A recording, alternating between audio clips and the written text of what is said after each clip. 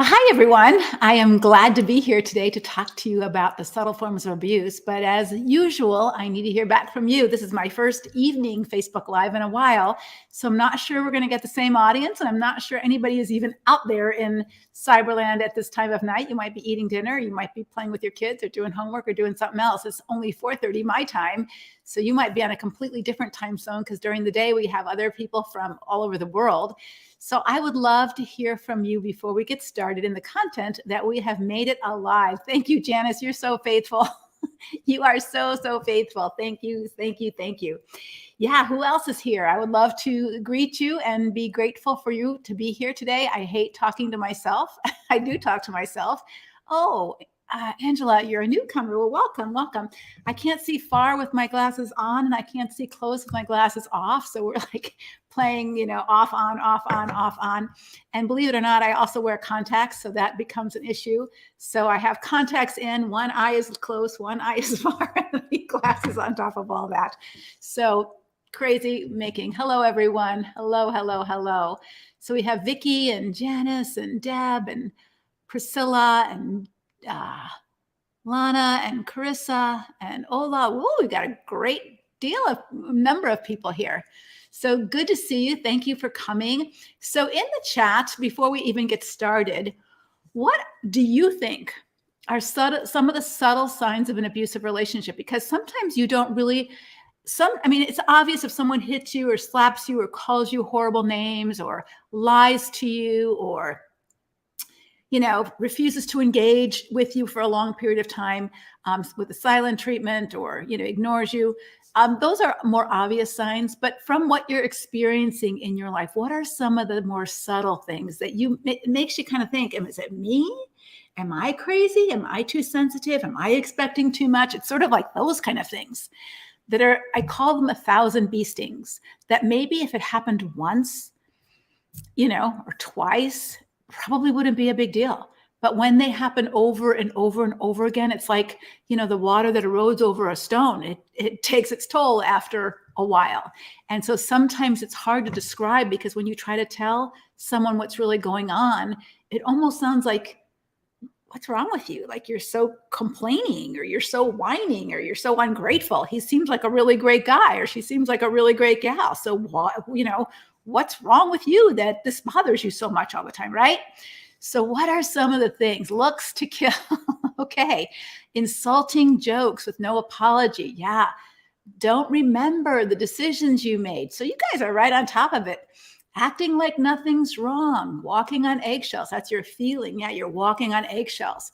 Let me give you 5 feelings that are signs that you need to look deeper if you're in a destructive relationship. Because one of the things that people have said to me over the years is I have given them words to describe what they feel, but they never had those words before.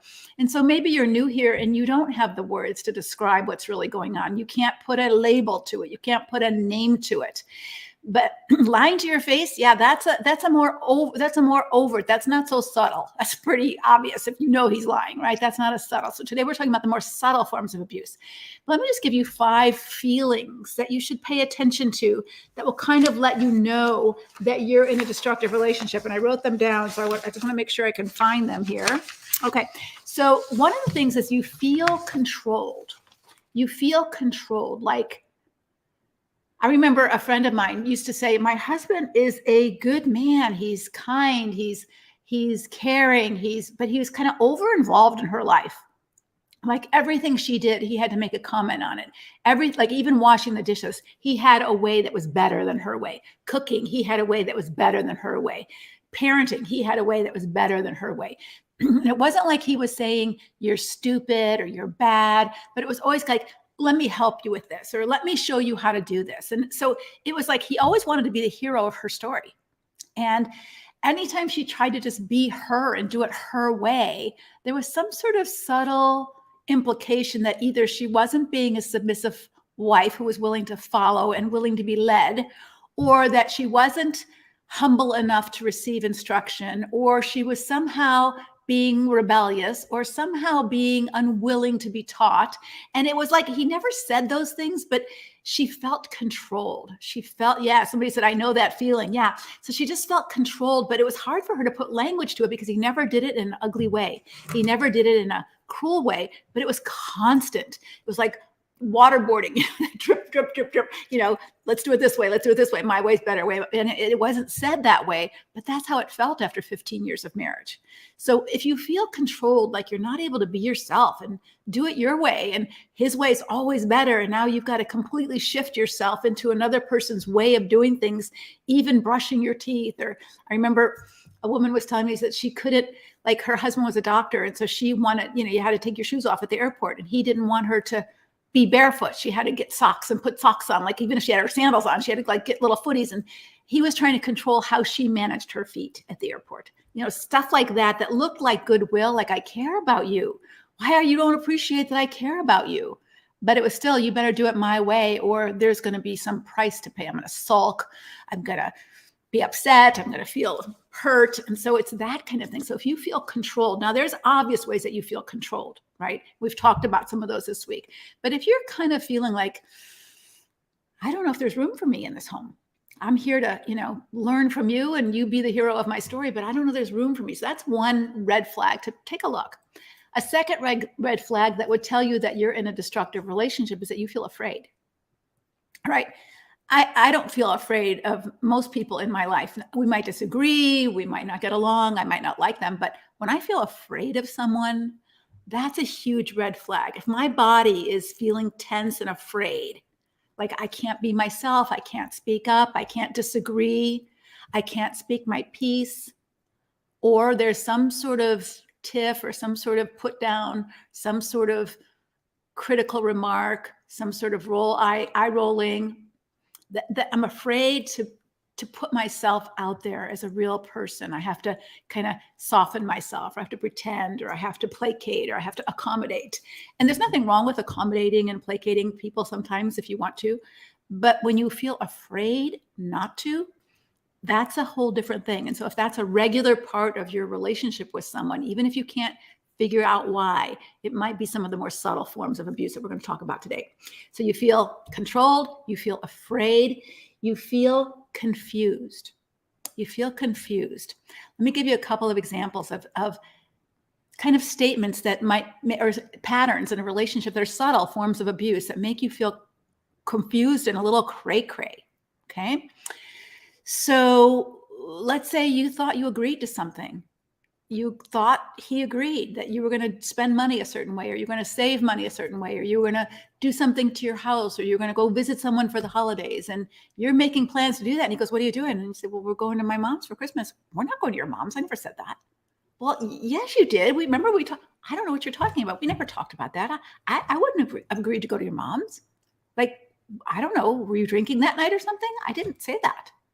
Now, that happens in every relationship, okay? I mean, my husband and I are getting older. That's happening more and more to us. But the other person isn't insisting that they're right. They're just saying, I don't remember this, right? So I've developed something that helps me, and we never had this before, but now that we're both not remembering things as clearly, I'll write it down if I think we've agreed to it, all right? But this happens a lot where you get confused.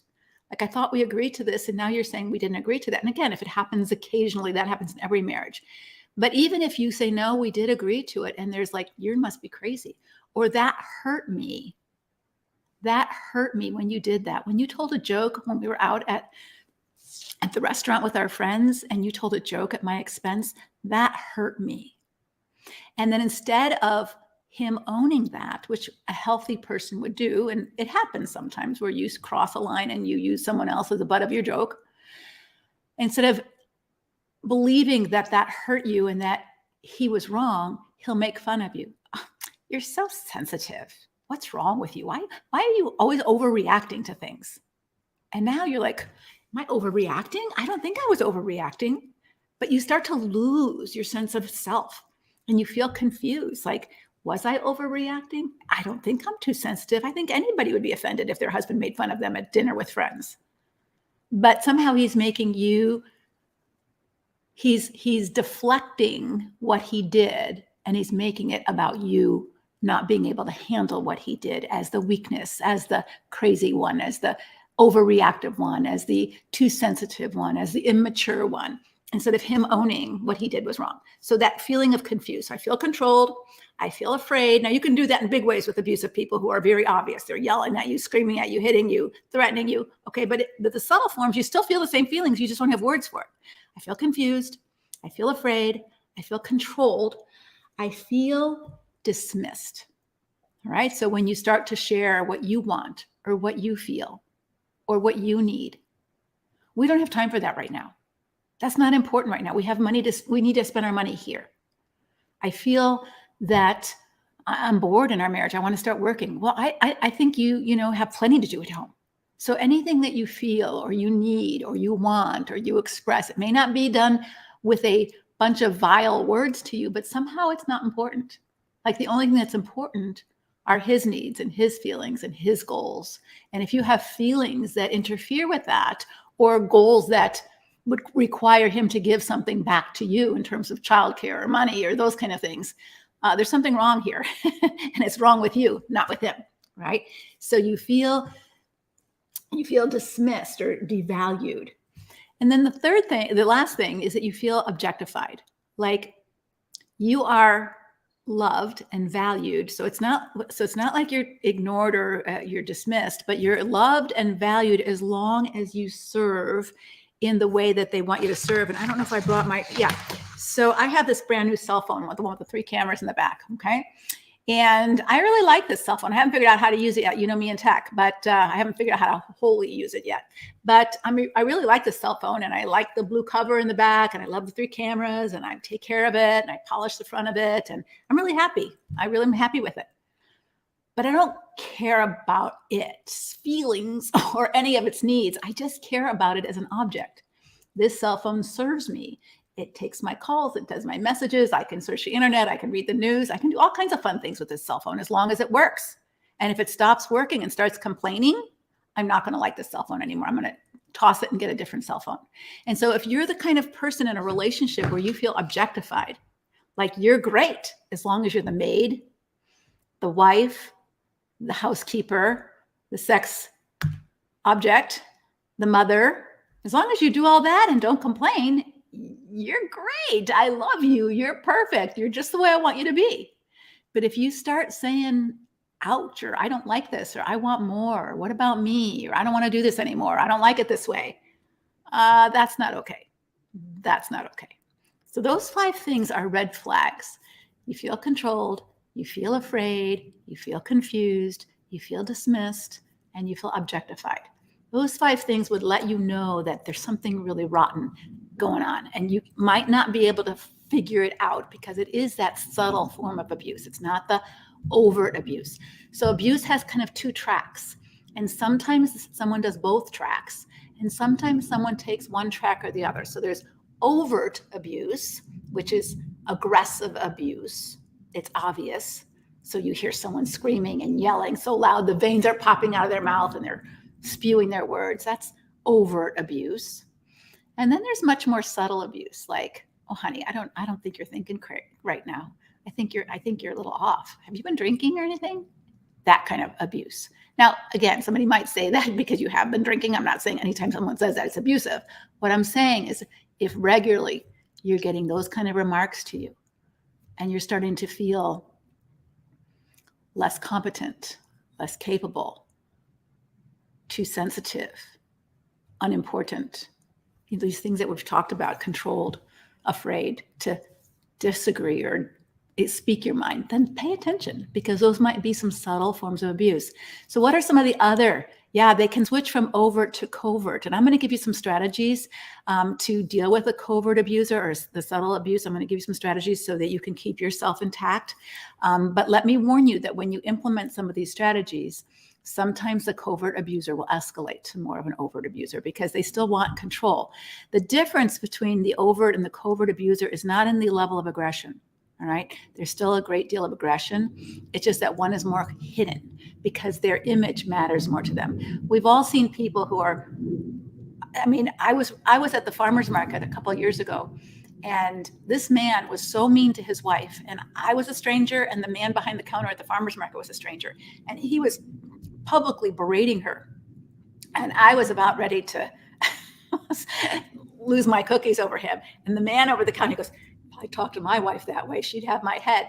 But he was so aggressively ugly, and he didn't care what anybody thought of the way he was treating his wife, right? He didn't have any image management problem. He didn't care, right? But a covert abuser cares about what other people think. So their abuse is much more subtle. And then if you call them on it, it's like, what? I don't know what you're talking about. And they shine their image for all to look at them and admire them as great people. But underneath, they're sticking pins in your back. And then when you say, ouch, they're like, what's wrong with you? You're too sensitive, right? And if you call them on it, they'll deny it. And it'll be hard to prove. And that's what makes it so hard to tell a counselor, like, what's going on? Because it's your word against his word, and there's nothing obvious. And he's so wonderful in the session. It's really, really tricky. So yeah, Jody said, I could never have an opinion or different way to do things. I was just barked at and told to stop. When you get to that point, the abuser will suggest that you see a psychiatrist. Yes, of course, because then it's you're the crazy one. And they sort of do this with an undermining of you with other people. So this is one of their tactics. For example, I'll just give you a couple of phrases that I've heard over the years. So, I know mom wants you to do your homework, but kids, let's have some fun. She's wound a little too tight. Let's watch a movie. So now dad is the fun, loving dad, and mom's wound too tight, and she's the strict disciplinarian. She's not that. She's just trying to be a good parent. But it's being phrased this way in the kid's mind time after time after time after time after time, right? So the kids are getting an opinion of mom from dad, not by saying your mom is a jerk or your mom is a bad mom or your mom is too strict. He's not saying it directly. He's saying it very indirectly, like, let's have fun, kids. We'll eat donuts tonight for dinner. And again, that could be a fun thing once in a while. But when mom's made to sound like she's too strict for wanting the kids to eat healthy, and he's really the great guy who lets the kids eat donuts because that's the way he's shaping it. That's a way to make the kids look at mom in a less appreciative and less respectful way. It's a way of controlling the narrative of who mom is, right? And then when mom tries to assert herself as the mom, it's undermined because it's already been subtly undermined by the father. So other ways that can happen is questioning what you're doing. Like, are you sure you want to do that? I don't know. I'm not sure that's such a good decision. Again, these are so subtle because if someone listened to that, they would say, oh, he's abusing her. My husband says that sometimes, and I say that to him. So that's a normal conversation sometimes in a marriage. But when it becomes a regular pattern of undermining someone's confidence, undermining someone's credibility, undermining someone's authority in a subtle, sneaky way, those things damage the way that people look at you, and they can also damage your own confidence. Like my friend whose husband always told her there was a better way of doing things because she wanted to honor her husband as the head of the home, and she wanted to honor and respect him as the man of the household, and all those kind of things that we're taught to do as women. And we want to do that. We don't want to put our husbands down or tell them to leave us alone and quit telling us what to do. We don't want to do that. We want to receive what they have to say to us. The problem is that we want them to receive what we have to say to them too, because sometimes we might know how to do something better than they do, right? So if there can be that mutualness and reciprocity and all of that, it's fine for my husband to say, hey, I do know more about the computer than you do, so let me show you how to do this. And I'm like, yeah, let me show me how to use my phone. I don't know. And I might know a little bit more about people or a little bit more about writing or a little bit more about parenting than he knew. And I'd say, I really think we should handle it this way. And he'd say, you're right. So I think there can be that kind of give and take in a normal marriage. But when it's one person who's always right and the other is always wrong, or one person's always smarter than the other or knows everything about everything, it does undermine your confidence in yourself. And it's like, wow, I didn't think I was that stupid, but I guess I am. Or I didn't think, and with isolation and not having other people to talk to, it makes it even worse. It makes it even worse. Yeah, I was stuck in this type of marriage for 20 years, very covert. Yeah, I was planning to get out, but got a strange illness, so I couldn't go. I would ground the kids, and when I wasn't home, he would unground them. If I didn't react the way he wanted, I was asked if I took my meds. These are all these subtle, like, you're sick, you're crazy, you're not spiritual, you're just like your mother, who was maybe crazy. And so he says that. Jokes that hurt you or maligning your character. How about this? When you try to give feedback, and that feedback might be correct. Like, I think you were harsh with the kids. Oh, so you're the parenting expert now, huh? Or, oh, so I can never do anything right in your eyes, can I? Or, you're so negative. You're so critical all the time. I try so hard to be a good dad, and this is what I get. So what does that, how does that control you? Oops, I better not give him any more feedback, right? Because he can't handle it. He gets all worked up and he thinks I'm out to get him, and I'm not out to get him. I just want to help him be a better dad, or I just want to help him to understand things better. But I guess I didn't do it right. I didn't say it right, because that's kind of how he's implying that you're overreacting, that you're overcritical, that you're over judgmental. Christy said, you must have had an inside peek. Yes, yes. Yeah. What about a man who has an insatiable need to be heard, but never feels heard until he gets his way? Badgering, conflict, word salads. He can't stand being talked over, or when I need to leave the conversation. Yeah, I mean, that's a desire to control, and he will control by wearing you out. So that you're like, uncle, uncle, I give in, I have to go to bed, right? Uncle, okay, I'm done. I can't argue anymore. I'm exhausted, right? And so it's a means of control that I will keep you a prisoner in some way in this conversation. Because if you leave, that means you don't care. That means you don't love me. That means you're insensitive. That means you're a bad wife, a bad Christian, all that kind of stuff. So it puts you in a no-win situation. If you leave and say, have a boundary, I'm not listening to this anymore, you're bad. And if you stay, you're just being filed down until you finally say, okay, I give in, do what you want. Because I can't leave and get a break, and I can't endure any more of this. I'm tired. I can't do it. And so he gets the control, then he gets his way by doing that. Same with the silent treatment. Okay, that's a very subtle form too of abuse and control. Now, I'm not talking about a timeout, because sometimes we need a timeout. And so we're quiet for an hour. Or we say, hey, I need a break for a day. I'll get back to this tomorrow. Or I need to sleep on this. Right? That's not the silent treatment. But when you withhold your conversation, you withhold your thoughts, you withhold your money or any affection, all that, to punish someone else for doing something you didn't like. That's a form of abuse, because I'm going to control you. I can punish you by punching you. And I can also punish you by not talking to you for 3 months. And I had a woman who I worked with, her husband didn't talk to her for over 3 months, like nothing. She didn't know where he was. She didn't know what he was doing. He needed to have surgery. He wouldn't tell her what it was and who was picking him up. I mean, it was just pretty anguishing for her. And it was making her feel like, I have to do whatever he wants or he's going to treat me this way. And I can't stand this, right? It's like slow torture. And so these are the more subtle forms of abuse, veiled threats. How many of you have had husbands who sabotage every Christmas? Every one of Mother's Days, every one of your birthdays, every family gathering, it turns into a nightmare, so that you don't go anymore. You don't want to go, because it's always drama, misery, heartache.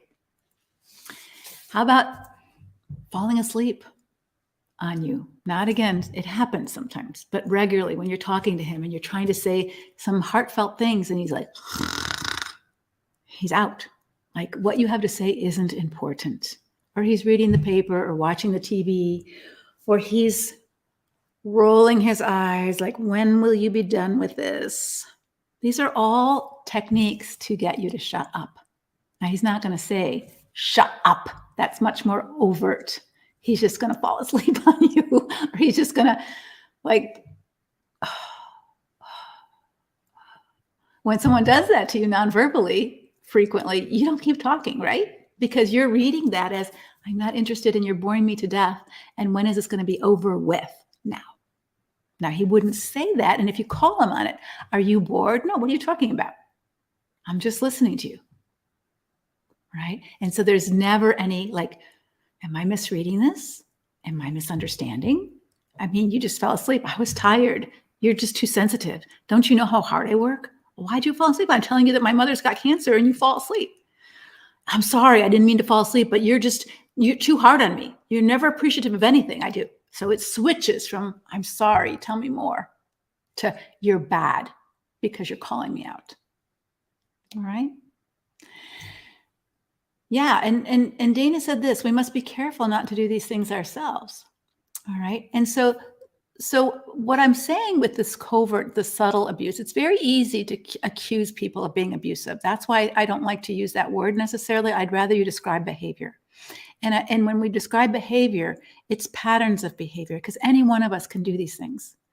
I can sound controlling when I'm anxious. So I have a problem when I get anxious about something uncertain. I try to control it.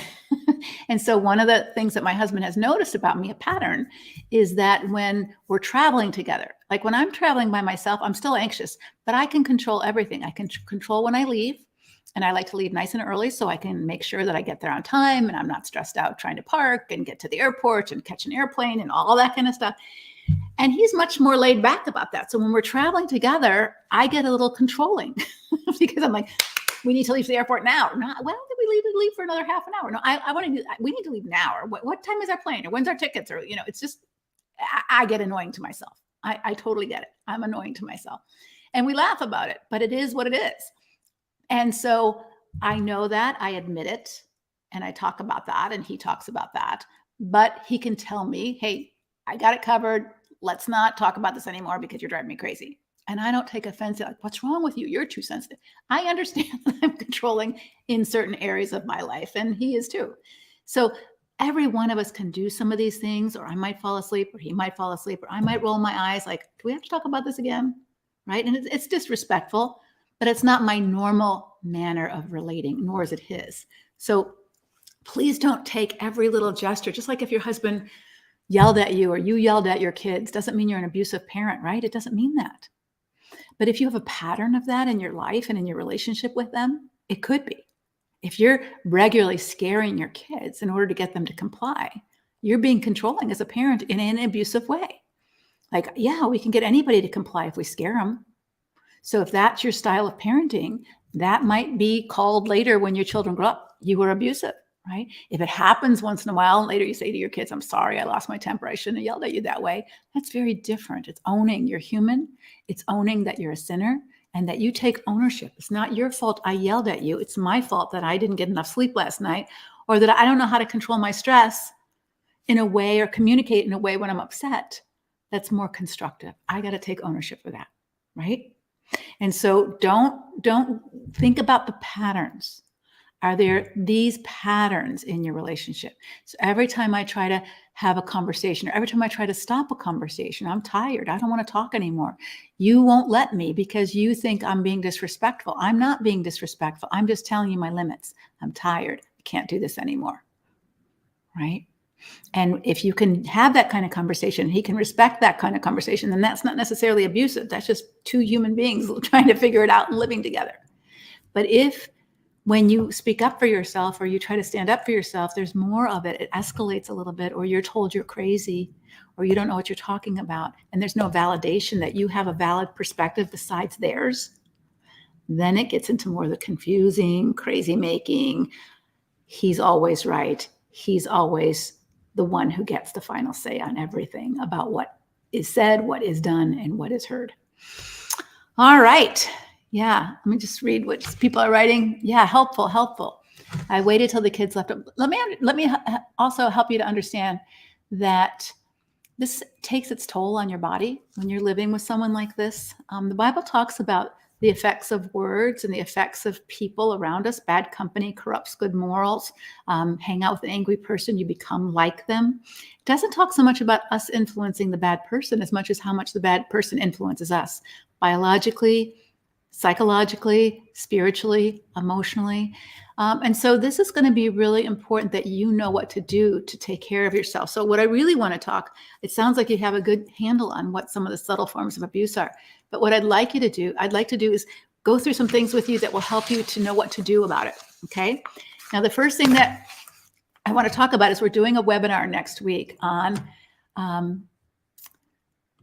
how long should you keep trying? And so I've put the banner up there on, let's see, on the board workshop. If you haven't signed up for it yet, I would highly encourage you to do it. I've just finished working on it. I've been working on it all week. It's different than the last one. I've added some new things. I've taken out some things, trying to, make it more relevant. Because at the end of the day, and I'm just going to be really honest with you, at the end of the day, everything that you do to try to convince your husband or your wife to repent, to come to their senses, to do their work, may not work. And so at the end of the day, the person that you're responsible for is you. And if you have small children, to some degree them, all right? You cannot be responsible for another adult. You can care about another adult. But unless they're incapacitated, you are not responsible for them. And you cannot take responsibility for them as much as you'd like to. You might want to manage their money. You can't. You don't have that power. You might want to manage their food intake because they're eating too much or they're not taking care of themselves. You can't, even with an elderly parent. I have an elderly parent. I say, Dad, what'd you eat today? Oh, I had an egg. I had a piece of toast. Dad, you got to eat better. How about I send you some food? I don't like that food. How many cookies did you eat today? I had about 10, 3 cups of coffee. Dad, I can't manage his food. I can care about it. I can't manage it, right? You can't manage someone's temper. You can't manage someone's sleep. They have to manage it, right? So at the end of the day, the person that ultimately you have to take care of if this is going on in your house is you, right? And you can't control the outcome of your marriage. And in the webinar, I'm going to talk a little bit about that because we're going to talk about how to rebuild broken trust if the other person wants to. But sometimes they look like they want to, or they look like they're sorry, or they look like they're trying, and they're not really. And so I want to help you understand the differences of what it looks like and what it doesn't. And it'll be really important for you to know that because you don't want to be snookered into more years of wasted time if someone has been really abusive and betraying and deceitful and all the things that we've talked about all the last 2 weeks. But even in these subtle things, you must take responsibility for you. And I want to talk about that right now. What do you do to take care of you? And the first thing I would encourage you to do so that you don't get crazy in this situation is get a little book and start to document. Now, the documentation isn't necessarily for anybody's benefit but yours. It's not like you're going to go to court and say, look, I have 2 journals of his crazy making conversations with me. Judge isn't going to read them and your lawyer's not going to read them and nobody's going to really care. But if you document and you say things like, hey, today, April 7th, my husband and I had a conversation about vacation. And he said we could spend this much money and we were going to go here. And I'm writing this down because it's been our pattern that when I want to actually plan it and do it, he'll say, this conversation never happened. Or no, you can't spend that money on that. That's too much money. And yet he said it, but now he's saying it's not true.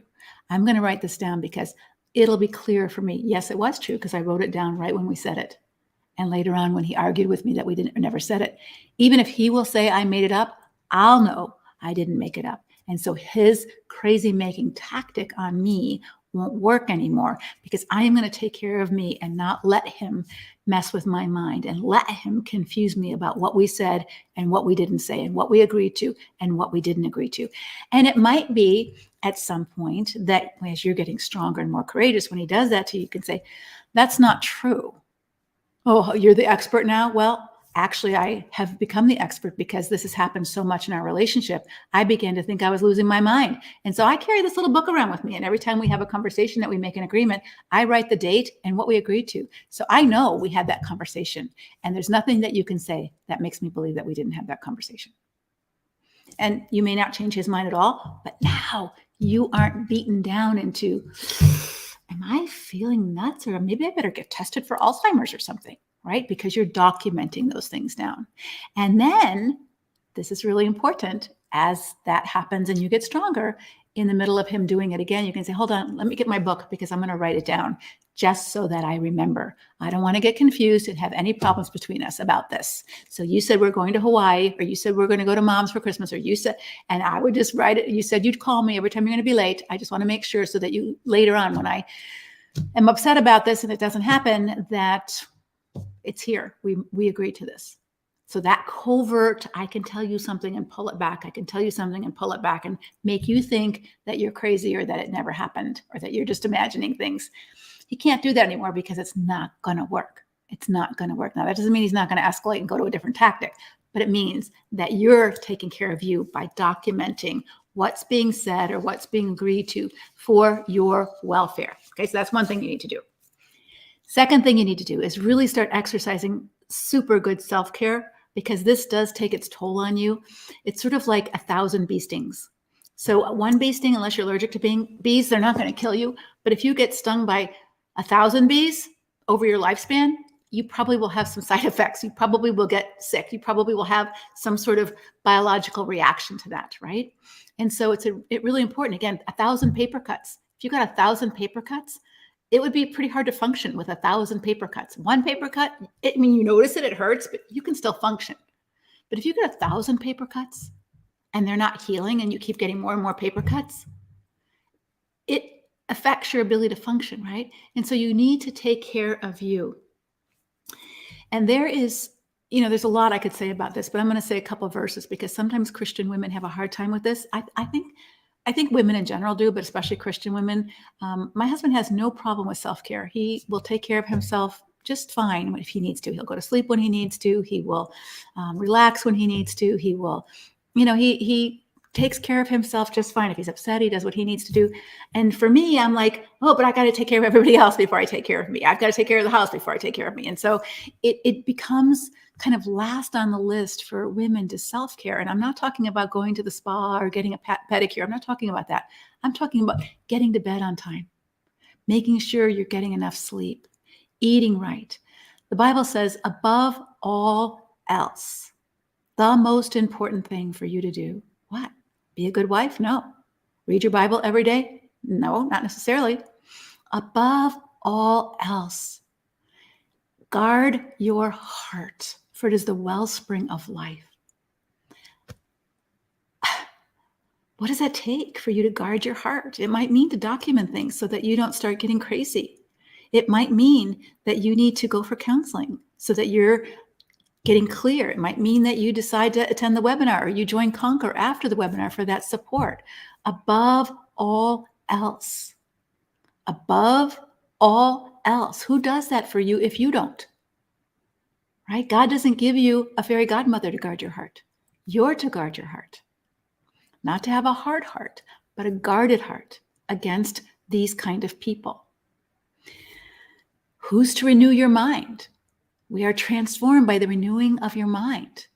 Who does that for you if you don't? If you don't document and know what's the truth and what's not the truth, even factually in your own home, in your own conversation, how are you going to know, right? So you need to do that for yourself. Take every thought captive to the obedience of Christ. And so when your husband's words are ringing in your ear, you're just like your mother, you're too much, you're too sensitive, you're not good enough, you're not as good as anybody else, everybody else is better than you. Whatever he's saying to you, whether it's overt or covert, and it's messing with you and it's causing you to feel distressed and depressed, it's up to you to catch those thoughts and bring them to the foot of the cross. Jesus, is this true? Jesus, you know me best. Is this who I am? No, you're not that. You need to listen for his voice. My sheep know my voice, not your husband's voice. He doesn't get to be the loudest in your head, right? He doesn't get to be the loudest in your head if you want to be healthy. So self-care. Third thing, learn to detach. So observe, don't absorb. Observe what's happening, see what's happening. Don't absorb it as if it's true or if it's something you need to take into yourself. Watch it, be aware, observe. He's manipulating you, or he's gaslighting you, or whatever. And I wouldn't even say anything to him. I would just observe, oh, here we go again. Here's what's happening again. What do I need to do to take care of me, right? Detaching doesn't mean you don't care about him, all right? So please don't hear me say detaching means you done with him. Now, you might do that at some point later if you have to, with a legal arrangement called divorce, but doesn't mean you still don't care about him. God calls us to love even our enemies, right? So we do care about people, but we don't let them, in their unhappiness and in their dysfunction and their unwillingness to grow and learn, continue to harm us, right? And so we have to detach from our need for them to love us, from our need for them to get what we're saying, for our need for them to believe or value us. Detaching is just meaning, I don't need you to love me in order for me to be okay. I don't need you to approve of me in order for me to be okay. I don't need you to give me permission in order for me to take care of me, right? So we've detached from this needy one down position. We've put ourselves in equal status. They may still put us down, but I don't need them not to in order for me to feel okay, in order for me to be okay. And that takes some work to detach from that, especially if you're married and living with someone like that. And disengage from destructive conversations. And one way you can do that is stop having a conversation, or don't jade. All right. Now, most of you know what jade is. It's don't justify. So in normal relationships, we do this. We do jade. And I'm not saying it in a pejorative way. So if my husband challenges me on something, I will explain it, or I will justify, like, why'd you spend, $200 on that thing when you could have bought one for $59? Well, this is why I bought it. This is why I thought that was worth the extra money. I'll justify or explain. So J, I'll justify, I'll argue why my ideas were valid. I will defend. This is why I did it. And I will explain. All of that is normal in healthy communication, healthy arguing. We justify, we argue, we defend, and we explain. And usually in a healthy communication, when you do that, the other person listens, right? And they say, oh, okay, I understand. Or, oh, I understand why you think that way. I don't know that I would have chosen that way, but okay, right? So that you get somewhere when you do that. In an abusive relationship, you don't get anywhere when you do that. It just goes into this crazy dance. Once you justify it, they'll attack you another way. And then you'll justify, no, I'm not a bad person. I'm not ungodly. And I didn't try to do this on purpose. And then it's another thing. And then it's another thing. So you're constantly on the defensive, and they're constantly on the offensive toward you. And just stop. And how to stop is this. You're going to have to concede. And what I mean by concede is not you're right, I'm wrong. I'm not saying that. But this goes back to detaching. I accept that you think I'm crazy. I don't think I'm crazy, but I accept that you think I'm crazy. And you might say that out loud, and you might not say it out loud. But I accept that you don't value me. I don't like it, but I accept it, because healthy people live in reality, right? They live in truth. I accept that I have no power to change your mind. So I'm not going to justify. I'm not going to argue. I'm not going to defend. I'm not going to explain, because I accept I don't have one shred of influence over the way you think. I accept that. You're going to think the way you think, and you're not going to listen to anybody but your own self. And I accept that. I don't like it, but I accept it. Once you accept it, then just don't go there anymore. Don't try to change your mind. And this goes to some of what we're going to talk about at the webinar. We have a hard time accepting that someone doesn't want to change. Right? They don't want to rebuild trust. They just want you to give them a get out of jail free card and let them back in the house. And then they're just going to do the same thing over and over again to you. And you have to decide whether you're going to let that happen. And I can accept that you don't want to do the work that would rebuild our trust. I can accept that you don't want to change. Now, where do we go from here? Or where do I go from here? Right? That's really the question. And so detaching and really being able to concede, not defeat, but concede to reality. Right? The reality is ugly in Ukraine, but it is what it is. It is what it is, right? And it doesn't mean we don't change what we can change. And people are trying to do that, but you're not going to change Putin. You're not going to change his plan. That's his plan. And we don't have that power to change his plan. And so this is where it's so important. And here's where God gets thrown into the equation. Well, can't God change that? I've never read a passage anywhere in the Bible where God changed someone who didn't want to be changed, right? And so if someone doesn't want to be influenced, and you have no influence in their life, and they don't want to hear what you have to say, and everything that you say is garbage and ridiculous, and think you're better than me, whatever they say to you, why waste your breath? Jesus said to those kind of people regarding his own evangelism, shake the dust off your feet. They don't want to hear you. He also said about relationships, quit casting your pearl before swine. They don't want to hear it. So accept that they don't want to hear it, and accept that they're going to think what they're going to think. They're going to be disappointed. They're going to think you're horrible. They're going to think you're unspiritual. They're going to think you're godly. They're going to think you're selfish. They're going to think you're mean. Whatever they're going to think. If you need them to think you're wonderful, or you need them to think that you're okay in order for you to be okay. You've just given them your power. And this is what they want. They want to control you. And so you got to take that power back. I don't need them to approve of me for me to be okay. And if we think about Jesus, that's exactly what he did. There were people who didn't like him, who didn't approve of him, and he didn't go begging them, even Judas. Judas, don't you know who I am? I'm really Jesus. I've been so good to you. How can you treat me this way? He didn't do that. He said, Judas, go do what you're going to do, right? He couldn't change Judas's mind. And if Jesus Christ could not change someone's mind, don't give yourself credit that you're going to be able to somehow change his mind. If only you say it right. You're not going to be able to change someone's mind who doesn't want to be changed. So come to peace about it. Come to peace about your limitations and concede. Even if it's just in your thinking, you don't have to say it out loud, I can't change your mind. But why argue? Why waste my breath? Why spend another hour of my day trying to get this man to get it when he doesn't want to get it? He doesn't want to understand. And even when they say, I don't understand, they don't want to understand, because understanding some of this is not that hard. They don't want to, because then it means they have to change their worldview and change their actions, and they don't want to. All right, so I want to make this available for questions too. I've gone a little longer than I wanted to, but we're getting a lot of response, and a lot of people are, 20, Ron is accusing me of the Jezebel spirit, rebelling against him and what he wanted, because that's the control. So if I can make you feel bad about you by accusing you of being a Jezebel, who wants to be a Jezebel spirit, right? I've got accused of being a Jezebel spirit too, from some people who disagreed with what I was doing. I'm breaking up families. I'm not breaking up families. I don't have that kind of power. I am speaking the truth. And sometimes the truth breaks apart families, because a woman wakes up, or a man, and doesn't want to lie and pretend anymore. And I don't think that gives God glory, to lie and pretend about something so serious as abuse in a family. Okay, so I'm going to pull up my computer, because my trusty assistant, Julie, should be scouting out the questions for me and putting them in a feed. And let me get to it. And I will answer them.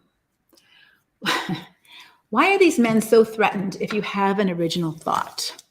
So I don't know if you were on the Facebook yesterday when we talked about the right question. But this is really important, because it's certainly a valid question. I'm not saying it's not a valid question. It's certainly a valid question. Why are these men so threatened? I don't know. And I think it's a question that kind of can take you down a rabbit hole of trying to understand. Does that make it okay? So why is a pedophile a pedophile? Why is an abuser an abuser? I think there could be a lot of explanation, but at the bottom end of the day, he had a hard childhood. Well, there's lots of people who had a hard childhood who aren't abusers and aren't pedophiles and aren't so threatened. So be careful of the questions you ask yourself, because sometimes they can lead to life and sometimes they can lead to death, meaning just kind of the rabbit hole of non-productivity. And I shared a story yesterday in the Facebook Live about a doctor friend of mine, and he was sharing his wake-up call to that moment. And he said, unexpectedly at 56, he got diagnosed with brain cancer. And he's a handsome, doctor, neurosurgeon, doctor. And he said, all I could think of was, why me? Why me? Why me? Why me? Why me? And that question took him down a rabbit hole of no answers. What answer? What answer do you give to why a 56-year-old person who's in the prime of his life, who's got so much to offer, would get brain cancer, like a terminal brain cancer? He's got less than a year to live. Why? And he said, after I calm myself down, because I'm responsible for me, I thought of a better question. And the question he asked himself is, what matters most now? Perfect question. Perfect question. Because now that leads to life. You see, if he had used his 8 months that he had down the rabbit hole of why me, he would have never gotten to what matters most now. So the question, why do these men get so threatened? I don't know. And you don't know either. And usually they don't know. The why question there is a rabbit hole that I would encourage you to stay out of and say to yourself, what's the next right choice I need to make for me? Even for us, but not why is he that way? Studies and psychologists still can't figure it out. Right? So after all these years, nobody knows for sure what goes wrong. in the human brain and in the human heart that causes someone. The only thing that I'll just share a story about this. The Bible says in Romans 1 that they exchanged the truth of God for a lie, and God gave them over to a depraved mind. Okay. So I think that the more that we're in the habit of telling ourselves lies and not allowing the truth to correct ourselves, whether it's the person, the Bible, reality, the truth to correct those lies, the more that we exchange the truth of God for a lie, the more depraved our actual brain becomes. And I had done a talk in our Conquer group on the dark triad, which is a sociopathic, narcissistic, lack of conscience kind of person. And how do they get that way? Like, are they born that way? And they do know that when these people die and they cut up their brains, that they find their brains are different than a normal person's brain. Okay. But are they different from birth? Because nobody cuts up a baby's brain, and you don't know whether a baby's a sociopath or not. Even a baby who died, they cut open the brain, they're not going to know whether that baby was a sociopath, right? But they know when they cut open the brains of sociopaths when they die, that their brains are different. But are those brains different because of years and years of patterns of lying to themselves, of ignoring God's truth, and their brain gets more and more diluted, a diluted mind, it says. And I believe that there's truth to that. So the story I was going to tell you is I took a course on working with abusers who were sex offenders. And not that I wanted to counsel them, but when I was counseling victims of sex offense, I wanted to make sure, because the church, again, was doing bad counsel for, I worked primarily with child abuse. And when the father abused his child and he was a sex offender, and the wife was still counseled to stay married to him. And I'm like, no. So I wanted to, but they changed, they're sorry, all of the same that we're talking about now. So I took almost a year course in counseling sex offenders. Not that I wanted to, but I wanted to see what was required for their change. And first of all, most of them don't change, but if they do, this is what they did required.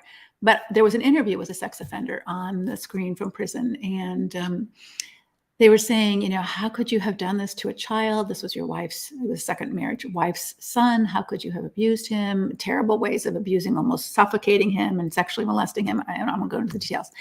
But this is what he said on the tape. He said, I told myself he liked it.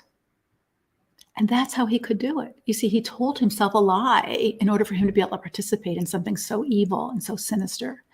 And the very hairs on my arms stood straight up when he said that, because I thought of that verse in Romans. I told myself that it was okay. I told myself she deserved it. I told myself I was entitled to it. I told myself a lie. And the more I do that, the less the Holy Spirit works. It talks about the Holy Spirit. We drown the Holy Spirit. We grieve the Holy Spirit when we don't listen, and we tell ourselves our own version of truth, and we get sicker and sicker to the point of sometimes no return. Right?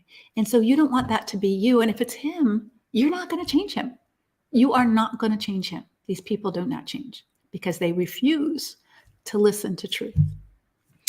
So don't ask that question. Constant undermining is covert. Yes, it is. And so the next question is, can a covert abuser change? Sometimes. So here's what happens. So when you say to your husband or whoever's undermining you, are you aware that you are constantly undermining me? No, I don't know what you're talking about. And then I would have specific examples. I had a friend who would undermine me a little bit, and she has such a good heart. She didn't do it on purpose. I never thought she did it on purpose, but she was anxious and she was always wanting everything perfect. And I don't care if everything's perfect. So she would always come in and say, well, you sure you want it this way? Are you sure you want it this way? Maybe you should fix your table this way. And you get on my nerves. But I didn't think she was trying to be covert abusing. But I said to her, are you aware that you're always kind of telling me that I didn't do something right and I could do it better? And she goes, oh my gosh, I sound just like my mother. I'm so sorry. So it was something that she wasn't aware of and that she hated when it was done to her, but it was a habit of speech that she would pick up out of her anxiety, right? And so your first step is to say, are you aware that every time I try to do something on my own, you kind of come in and tell me I didn't do it good enough, and you're kind of undermining my confidence. I don't like that. Could you please stop?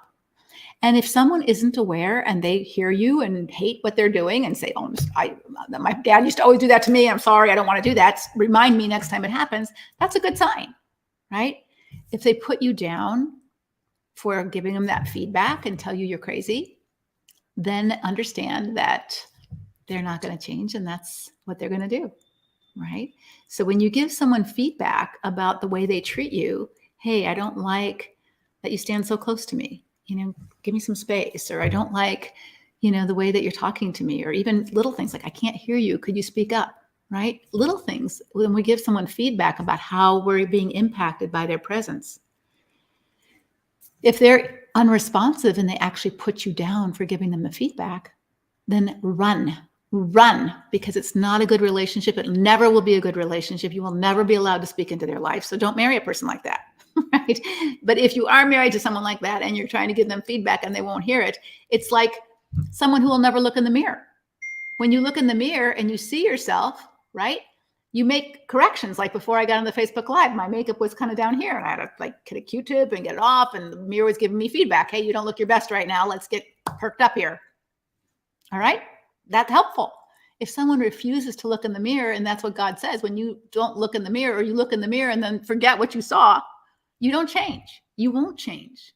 And so people are our mirrors. God's word is our mirror. And if we look in it and we hear what it says and we don't do anything, what does the Bible says? Those who hear the word and don't do it, you're not going to change. You're not going to change. So think of it that way, that they don't change unless they want to, and they see they need to. And so you can give them feedback and see what happens. All right. So I think I answered this question live when we talked about what a man who has an insatiable appetite need to be heard, but never feels heard. And I would just say to him, I'm not sure, so what if you had an insatiable need to have sex 15 times a day? Would you do it? So I think it's okay for you to say, I can't meet that need. It's impossible for me to meet that need, right? A wife doesn't have to meet every single need of a husband. Sometimes we need to understand that we're too needy and we need to learn to handle things ourselves. Can a covert narcissist change? My swear he has, but has done all these things you're talking about for 30 years. So I think this would be the time to have a come to Jesus moment of saying, I hear that you say you've changed. And so I'm not sensing that as much as you are. So can we have an honest conversation about what you think you've changed that was hurtful to me and what I think still needs to change that's still hurtful to me, to see if we can come to some middle ground here? Because nobody changes overnight and nobody changes perfectly. So is there some change that's happened? Has he heard you in some things and worked on some of those things? Are there still other things he needs to change? Yes, probably. But has he done some? Tomorrow not tomorrow, but Tuesday on the webinar, if you come to the workshop, I will give you you'll have like a 5-page handout of, specific things to look for. But I think the centrality of feedback is one thing that I'm going to talk about a lot, that if you're in a relationship with someone who you can't give them feedback, and I'm not saying every time you think something, you should say it. Like, if I see my girlfriend and she got a new haircut and I'm not thinking it's the best haircut for her, I'm not going to give her feedback. But if she asks me for my feedback, hey, do you like my new haircut? I'm not sure it's the best one for me. I'll be honest with her. I'm not sure it's the best one for you either. It's kind of cute, but I think I like it this way better. I'm going to be honest with her. I'm not going to say that outfit looks great on you when it doesn't make you look so great, or it's not the best color for you. All right. If someone asks me for feedback, if they're not asking me for feedback on them, I'm not going to give them feedback unless they're a dear friend who's asked me for feedback. And this is where we get in trouble, because we're giving our husband, I'm holding you accountable. They're not asking us to hold them accountable. Now in marriage, somehow we imply that, hey, I want to do these things. I want to love you. I want to cherish you. I want to be honest. We don't imply that, we covenant that. But if they're breaking their covenant promise, I think you can say to them, it sounds like you have really no intention of keeping your covenant promises. You have lied. You don't want to be faithful. You don't want to be honest. You don't want to be loving. You don't want to be caring. You don't want to put my needs equal to your own. Where do we go from here? Not, why don't you change? They don't want to. They don't want to keep their promises. You can't make someone keep promises that they pretended to make in the first place, right? And so it's really important that we not give feedback to someone who's not asking. But if your husband is saying, I want to change, then he would value people's feedback. If your husband said, and we're just gonna make this real, if your husband said, I want to play golf, I want to play golf. And he never read a golf book. He never took a golf lesson. He just went out there and thought, I can learn all by myself. I don't have to have anyone show me. I don't have to watch anybody. I don't have to have anybody give me some feedback on how my golf swing is. How well do you think he would play golf? He wouldn't. All right. He might go out and try, but he's not going to be very good at it. But someone who really wants to play golf usually watches golf, watches YouTube golf lessons, takes some golf lessons, plays golf with people who are better than him, asks for feedback on his swing or on technique so that he can improve his game, right? If he's not interested in doing any of that in his marriage and you're dragging him to counseling lessons, golf lessons, and you say, you've got to learn how to play golf in order for us to golf together. And he's saying, okay. And he never practices, he never goes, he doesn't pay attention. Why are you wasting your time? He doesn't want to golf, or he doesn't want to be a husband. He might want the perks of regular sex and someone to do his wash and make his meals. That's not the marriage God calls him to, or calls you to. So then you have to decide, what's my part? What do I do here? What's the next right step for me? Do I put up with this, or do I say, I'm glad you're honest that you don't really want to be married. You want a wife who's a maid? Like, I want a cell phone. That's a cell phone. I don't want to be married to you. I just want you to let me use you when I need you, right? And so you have to decide about that. All right. What about when you're enjoying yourself having lunch with a friend and you feel like you're doing something wrong? I always felt like I couldn't enjoy myself and I had to hurry and rush home. Yeah. So that would be a real interesting thing for you to explore. Like, is this my problem? Like, am I believing something that's a lie? Like, I'm only allowed to be away from my husband for an hour, or I'm a bad wife. That might be in your head. It might not even be in his. It might be in yours. Maybe that's the way your mother was, or maybe that's the way you were taught, or maybe that's just your own fear of man. I don't know, but it's worth exploring. So anytime you have those kind of experiences where, why am I so anxious about getting to the airport for me? Just how the psalmist asked himself, why are you troubled, O my soul? Right? He knew he was out of sorts inside. And he asked himself, like, what's going on, self? And I think those are really important questions that once we're self-aware of something stirring, I'm really angry at my husband all the time. I wonder what that's all about. Or I'm really feeling pressured to, be someone I'm not. What's that all about? I'm really feeling pressured to get home. Like, somehow, what would happen if I didn't get home when my husband expected me to get home? If I just texted him and saying, hey, I'm really having a good time with my friend and we're going to go shopping after lunch. Would that be okay with him? And would that be okay with you? And if it would be okay with him and it's not okay with you, what is that anxiety about? That's worth exploring, right? What beliefs do you have? Like, if I were a good wife, I should always want to be with my husband, only my husband first, and only a little bit with my friends. If I enjoy my friends as much as I enjoy my husband, in different ways, but enjoy them, somehow I'm not being a good wife. I mean, there's lots of things that go inside of our psyche that we believe that may not be true, but we believe them. And so we start to feel anxious if we don't listen to them, right? Like, I'm not a good wife if I don't only go to my friend for an hour and then go back home. Maybe that's not true. Maybe you could be a really good wife even if you went away for a whole weekend with a girlfriend, right? So you decide what those boundaries and those standards are. How long to give them if they're willing?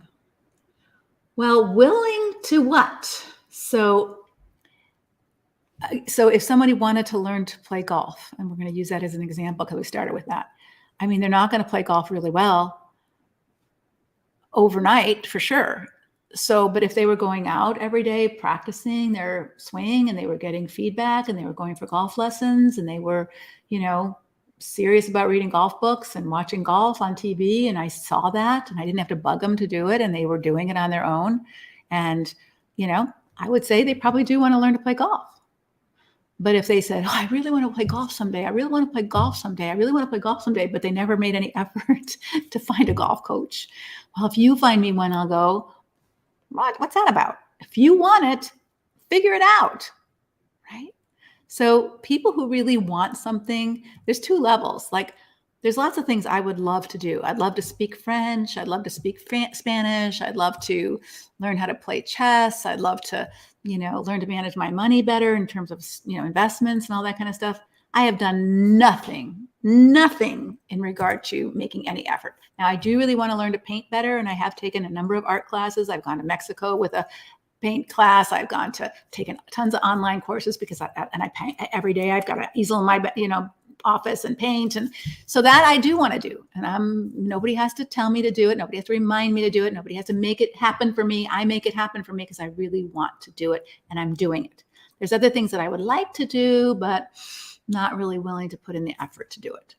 So how long, if he's willing? I don't know. I would wait to see not the willing, but the actual results. A story that I won't tell tomorrow or the Tuesday at the webinar, but I'll tell it to you here, is that when I was about 5 years ago, I won't tell you how old I was, but my friend Sue, when I lived in Pennsylvania, it was New Year's Eve, and she said, Leslie, I'd like to run a half marathon in April. Would you like to run it with me? And I'm like, I've never run a race in my life. And I was in my 60s. I've never run a race in my life. I don't know if I could do it. Oh yeah, you could do it. You could train and do that, right? So in a moment of insanity, and I hadn't had anything to drink on New Year's Eve, but it was New Year's Eve, and I said, okay, it's always been on my bucket list. I guess I better do it now because pretty soon I'll be too old to do it. So I agreed. I was willing to run a half marathon December 31st. Was I capable of running a half marathon January 1st? I wasn't capable of running 2 blocks, right? I wasn't capable. So how willing was I? Because the marathon was in March or April. So I had 4 months to get capable. I was willing. So Jesus says the spirit is willing, but the flesh is weak. So willing isn't enough. You have to also work at being capable of doing what your willing wants to do. All right. So if someone is willing to learn to manage their temper, but they're not capable, what do they need to do to learn to be capable? So I went on the internet, I downloaded a marathon training program, and every day I got my running shoes on and walked and ran and walked and ran and walked and ran and walked and ran until April, when I could run that half marathon. And I did. I finished, and I had a picture in my PowerPoint last year, and I took it out because it's taken up too much time to tell that story. But I finished. I've never run again because I wasn't that willing to continue it. So this is part of the problem. I did it for an event, got my ribbon, got my accolades. Yay, check that off my bucket list. But I found when I did it, I don't really like running. I like walking, but I don't like running. So I'm not going to do that again, and never did it again. So yeah, you got to be willing and capable takes practice. So I'm willing to be a really good artist. I'm not capable yet. I'm much more capable than I was last year, but I'm still not capable as much as I would like to be. So I'm working at it, right? Because I want to be really capable of drawing and painting what I want to paint. That's in here. I can't quite get it in my fingers yet, right? All right. Actions speak louder than words. Yeah. So Beck says, I think it has to do with how we deal with it within the heart. Keep no record of wrongs is referring to harboring ill thought toward that person, unforgiveness, hate. Yeah. We're going to talk about keeping a record of wrongs a little bit tomorrow very quickly, because sometimes an abuser will use that toward you, or they will use, a pastor will use that passage, love believes all things, love keeps no record of wrongs kind of thing. And yet the very man who wrote that did keep a couple record of wrongs. So he didn't mean that we forget, right? So the Apostle Paul wrote Romans in 1 Corinthians 13. And that's where we get this passage, keep no record of wrongs, or love believes all things. But it also says in that passage, love rejoices in the truth. So when we talk about believes all things, it doesn't mean believe a liar. The Bible completely says don't believe a liar, but believe the reality of what you see. So if it's true that he's lying to you, believe it. Believe that he's lying to you instead of minimize it and deny it.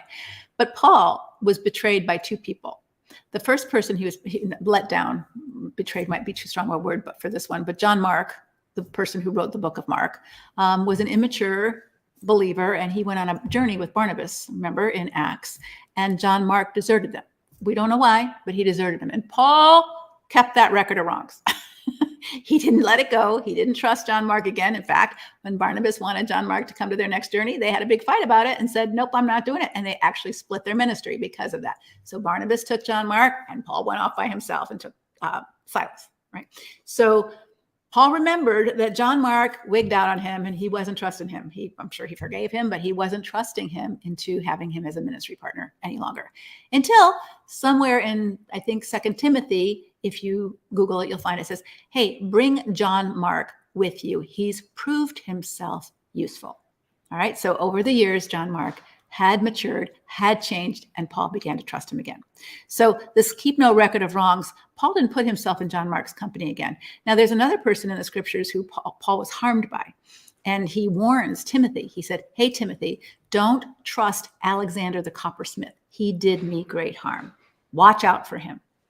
Now, if love is supposed to keep no record of wrongs, why would Paul tell Timothy, he did me wrong and be careful of him?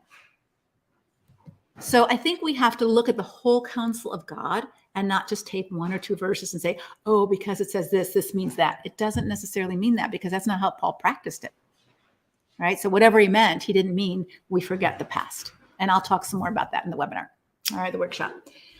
All right.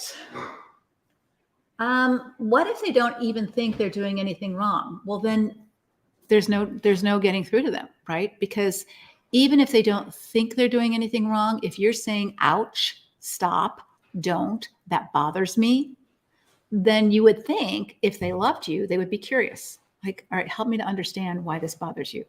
And I've done this before with other people and it didn't bother them. But if it bothers you, and maybe you don't have to put it in the terms of wrong or right. So let's just say that when you were a child, you got really badly sunburned on your arms, so much so, or you were in a fire and you had really sensitive skin on your arms. And it's paper thin, really sensitive. And you marry this guy and he grabs your arm. He says, oh, come over here and look at this. And you go, stop, ouch, ouch. That really hurts my arm. And he goes, what? My arms are really sensitive. He goes, oh, I didn't do anything wrong. Well, I'm telling you, my arms are sensitive. Don't grab them that way. You would think that a husband who knows his wife's arms were burned in a fire and are sensitive, that he wouldn't say, it wouldn't be an issue. I'm not doing anything wrong. It's not about doing anything wrong. It's about doing something that was hurtful. And you're telling him, ouch, stop, don't. And he's all about defending himself. Like there's something wrong with that picture, right? And so someone who cares about the impact they cause, even if I didn't do something wrong, like let's say I was backing up and I didn't do anything wrong, but I crashed into a child on a bike. It wasn't like I did something wrong. I didn't see the kid or the kid ran out in front of me. I didn't do anything wrong. The kid did something wrong, but I still care about the impact I caused, right?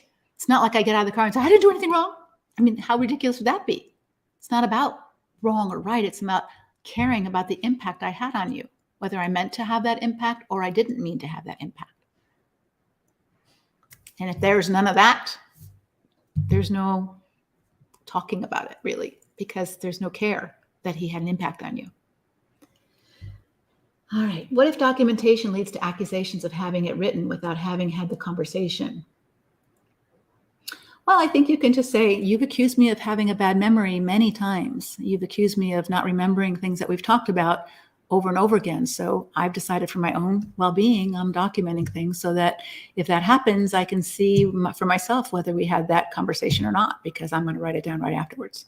So I wouldn't need his approval for me to do that. I would just explain why I'm doing it. What about a man who refuses to contribute to any decision-making? He says both yes and no to any decisions in the same conversation and then denies it. This is really tricky because it's sort of a very manipulative way of making you be the bad guy. So if he can say yes, and then you think he agrees, and then something goes south with the decision, then he can say no and blame you for making the decision or going above his head or disregarding his headship and all those kind of things. And so I would just, again, I would say, I'm inviting you to be a collaborator with me on this decision about whether we send John to the private school or to, Christian school or homeschool. And if you don't want to weigh in on this, I'm going to have to make the decision, but I'm not going to give you any ability to give me feedback on the outcome because you're not willing to give any feedback on the decision. So I think that's where you have a boundary. You're welcome to give me input and we can make this decision together. If you're not willing to do that, I'll make the decision, but then I'm not open to your criticism afterwards. You don't get to criticize a decision that you don't want to participate in. And I think this is a passive aggressive technique that sometimes covert abusers use, or sometimes even insecure people use, that they don't want to make the decision because they don't want to be wrong, but they want the right to tell you you were wrong. So they let you take all the responsibility and then you get to take all the fall. And I would just call it out for what it is. It sounds like you're having a hard time taking mutual responsibility for a decision. And I don't think that every decision we make is always going to be perfect because hindsight is always much clearer than in the moment. And so all of you, don't beat yourself up when you make a decision that doesn't always turn out right, because the best decision you can make is all you know is here. And if you get here and you think, oh, that might not have been the good decision. So if you're at the crossroads and you're sitting in your car before GPS and you say, I don't know, am I supposed to go right or supposed to go left? I don't know. What do you think? I don't care. You decide. All right. Turn right, driving down the road. Oh, I don't think this is it. How could you be so stupid? I'm not stupid. I just made a decision, but now I know it was the wrong decision. So guess what? Turn around, going the other way. That's all you can do with a decision, right? So you make a decision, because sitting at the road wondering, oh, right or left, right or left, right. I mean, that's a waste of time too. So you make the best decision you can make right here. Guess I'll go right. And then if you get more information that says this wasn't the best decision, you can go left and see that direction too. But one more caveat. Sometimes we think that the proof of a good decision is that everything turns out right.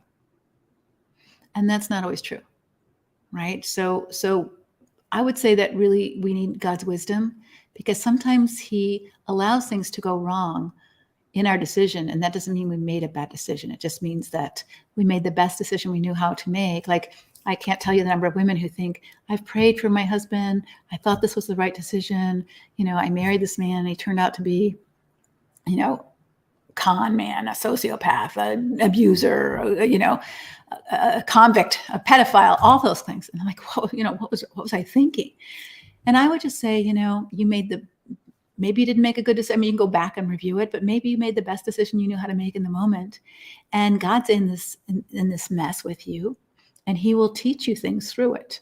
And you will grow through it. And that may be part of his plan for you, so that you get strong enough to say, I got to turn left now. I'm in this mess and I can't stay in this mess. I got to get out of here. And I might need more strength and more muscle to do that. And this was an example of this. A woman said to me at a conference that I was at, a non-Christian woman, we were talking and she found out what I did. And she said, oh, I married one of those too. She goes, he was a sociopath. It was the best person I could have ever married. And I'm like, what? Tell me more. And she goes, oh, I was so naive. I was such a people pleaser that I was going to be this wonderful wife. And he was so mean and so cruel. I had to get my brave on and I had to pull my pants up and I had to make hard decisions. And I would have never learned to do that as early as I did had I not married that man. So here's an example where what she thought was the right decision turned out horrible. But in that horribleness, she grew in ways she needed to grow to do her adult life well. Right? So she didn't get those skills in her childhood because she was kind of coddled as a female. And, now you're going to get married and he will take care of you. And she had to learn to take care of herself, and she had to learn it fast because she was in a dangerous, awful situation. And she did. And so maybe a bad decision wasn't a bad decision. It was a necessary first decision to make the next decision of, I got to grow up. I got to get my wings going because this branch is going to break. Right? And we'll talk some more about that during our workshop. Yeah, I grew also. Yeah. All right. If a spouse says you're hard-hearted and distant, is it okay to tell him that you found it necessary to guard your heart at this time, that you're open to change but need to guard your heart? Yeah, so there is a difference between hard-hearted and guarded heart. So the guarded heart is gracious, be gracious to your enemy, be kind and tenderhearted. It's compassionate, but it still has really good boundaries.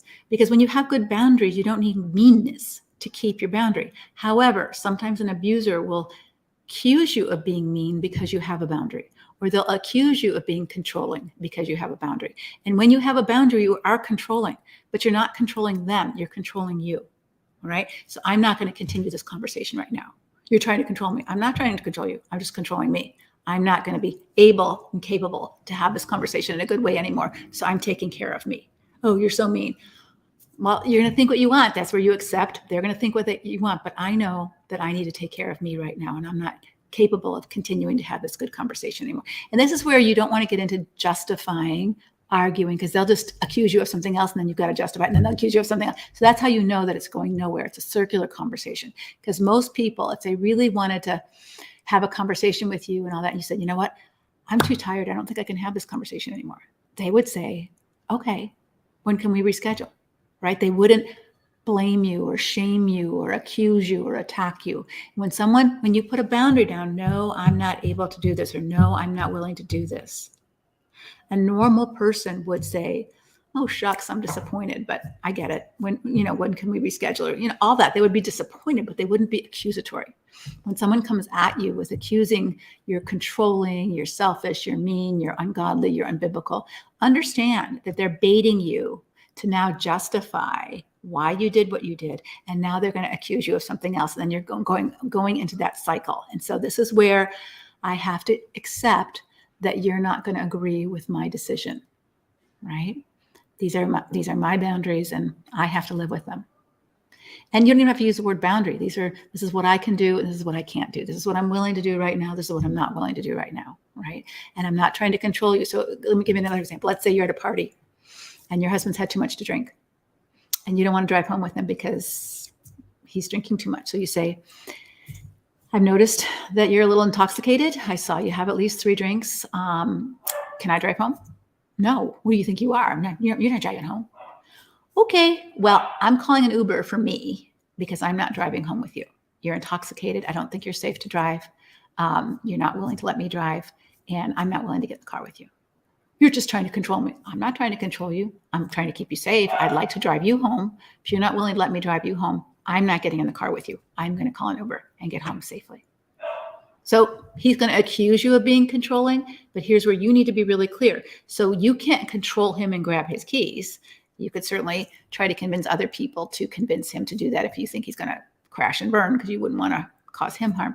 But you can't make someone do something that's not your place. But you can say, I'm not willing to do that. I'm not willing to drive with you. I'm not willing to talk with you any longer. You're talking in ways that is disrespectful. I'm not willing to listen anymore. I'm tired. I need to go to sleep, or I need to take care of me. And they may accuse you of being hard-hearted, right? Because their version, and we'll talk about this at the workshop, their version of marriage is, you should be willing to let me do whatever I want, whenever I want, however I want, without any kickback. And when you kick back, you're being mean, right? You're being selfish. You're being cruel. You're being withholding. No, I'm just saying no. I'm just saying no. But I can't say no in a destructive relationship, right? Without being a bad person. In a normal relationship, you should have the freedom to say no. I don't want to right now. I can't. I'm busy. I'm tired. I got to go to the bathroom. You can say no. But in an abusive relationship, you can't. You're not allowed. It's bad. Your examples are having my marriage moments come up in floods of memories. I'm hoping you're able to handle it.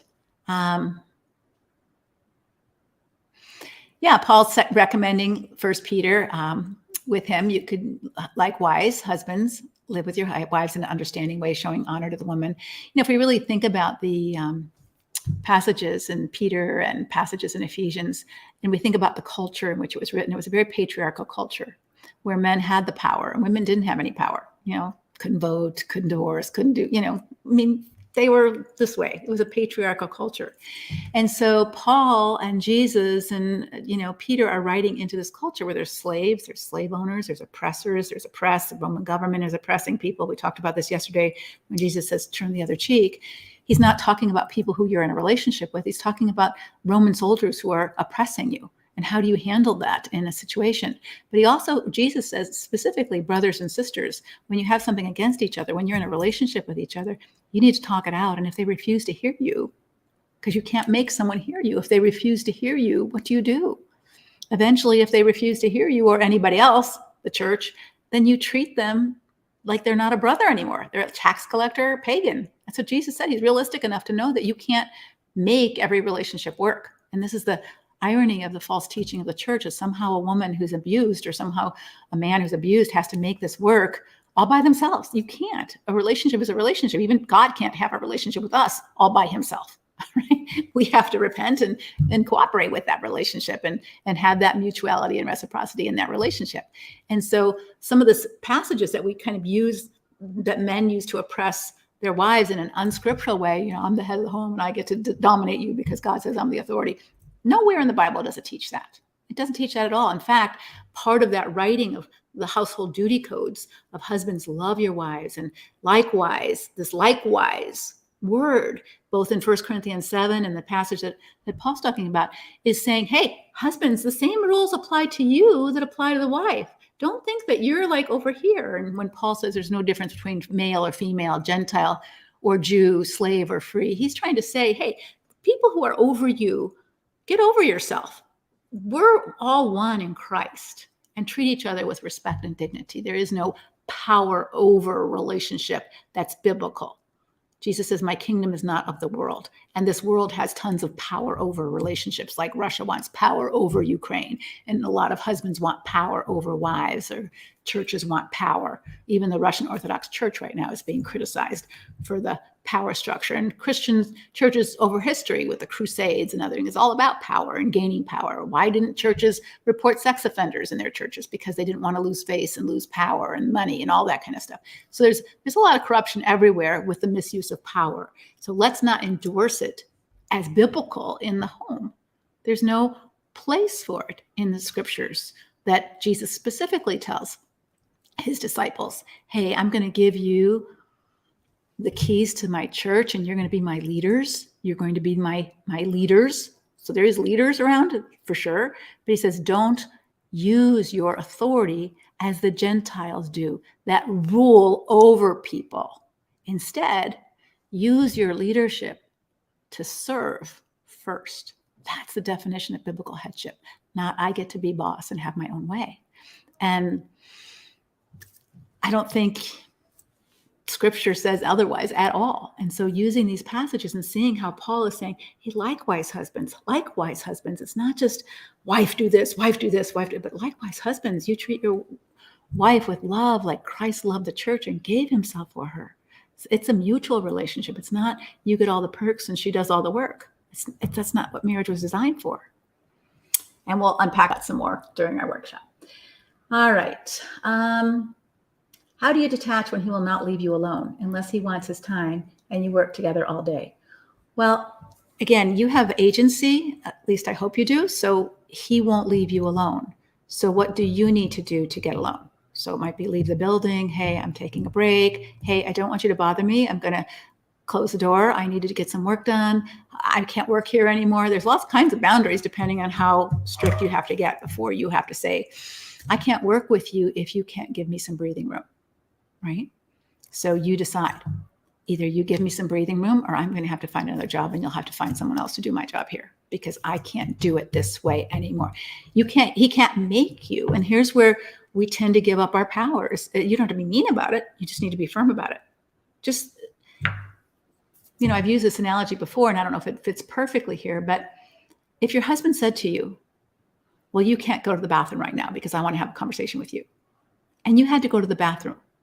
Would you just say, okay? Or would you say, excuse me, I got to go to the bathroom and I got to take care of me before I can help you? Or I got to take care of me. I got to get to sleep. I can't function anymore. I can't listen anymore. I can't do this anymore.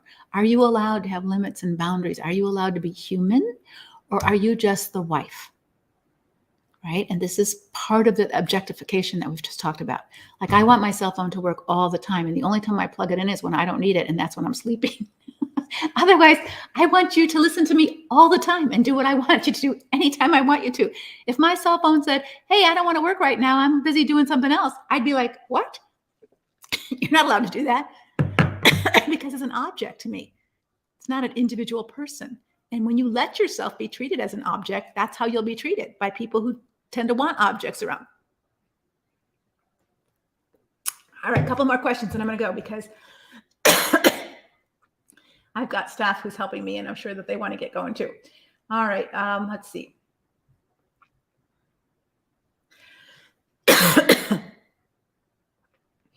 Can this apply for an Asperger's husband who's a Christian? Yes, Asperger's has its own malady, and that is that there's some unawareness going on, that they don't connect the dots socially and emotionally like a normal brain would. However, so there's a disability, a little bit of a disability there. But when an Asperger's person refuses to be taught and refuses to listen and refuses to learn, and refuses to care, that's not Asperger's. All right. Now, they might not pick up on the social cues that you're upset, or they might not know what to do. But if they care, they would say that. I don't know. You tell me you're upset. And what could I do that would help you right now? Because I don't really know. That would be a humble Asperger's person. But you've got Asperger's, they don't know what to do. And then you've got some pride and some arrogance and some stubbornness and some laziness and some other stuff that are character issues, not Asperger's. And they blend together and they're called one thing when they're separate things. Just like you have sometimes people who have mental illness. And so they may have some hard time regulating some things inside their emotions or their thinking, paranoid thinking or manic kind of, a hypermanic kind of thought life. And then it leads to that kind of thing. But I've worked with, people who have those things. And when they're also humble and teachable, they allow trusted others in their life to give them feedback because they already know they have a mental illness. So I liken it to color blindness, right? If you know you're colorblind, if you know that, and you say to your spouse, that outfit isn't matching, and I think you should change your shirt because green shirt and red pants don't go together unless we're going out to a Christmas party. You would think that your husband would be grateful. Oh my gosh, thanks. I don't want to go out the door looking like an idiot. Just like if you said to him, hey, by the way, your zipper's down. Hopefully he would be grateful that you told him that he doesn't walk out the door with his zipper down, right? So when you give your spouse feedback, if someone knows they're colorblind and you give them feedback, they usually self-correct.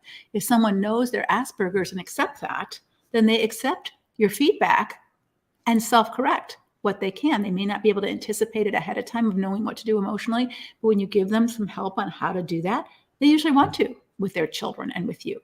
And if not, then that's not Asperger's. That's pride and stubbornness.